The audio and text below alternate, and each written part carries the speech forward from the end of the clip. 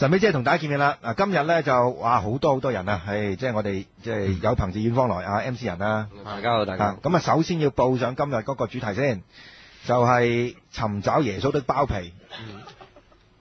好嚴肅啲啦。邊個笑啊？係啊，邊個笑？我冇笑喎。我冇笑啊！嗱咁當然有啲聽眾會問我哋啦，喂點解揀呢個題目？咁其實我諗都大家如果聽由我哋喺過年之後嗰啲題目咧，基本上都係一啲好即係相當之沉重嘅話題嚟嘅。咁耐啦，咁樣又拉登之死啊，又王菲之死，咁其實今次咧，大家都讓大家一個稍為輕鬆啲嘅機會啦。但係呢個一啲都唔輕鬆嘅話題嘅喎，講落就知㗎啦，講落知㗎嚇。喂，你使唔使彙報翻下上個禮拜一啲嘢？就係啦，俾你俾條 Q 我入啲。嗱，因為咧上個禮拜咧，我哋就喺一個地方度咧就舉辦咗一個聚會啦。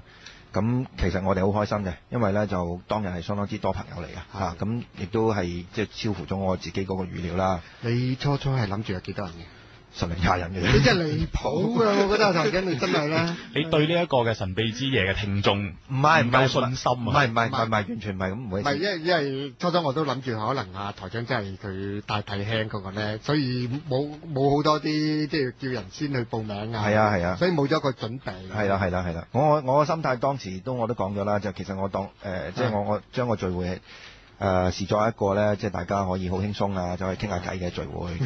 咁但係即係 turn out 就唔係啦，turn out 就係即係好多會唔係多人一滯，而係好多朋友會同阿紀陶啊、同我啊、同 MC 人就有一啲比較即係具體嘅問題去問我哋嚇。咁變咗咧就即係同我初頭嗰個設想有少少分別嘅。咁但係呢個係好嘅分別嚟㗎嚇，即係呢個我特別要強調。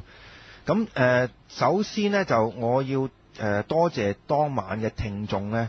喺即係對我哋嘅節目嘅讚賞啦，咁個具體讚賞內容我唔去講啦，因為都係即係大家都會若有所聞嘅嚇。咁其中一個咧，我即係特別都多謝翻啦，就係即係聽眾咧就話個別嘅節目咧，佢哋係會聽翻係翻聽翻1-2次嚇。咁知道我哋嘅節目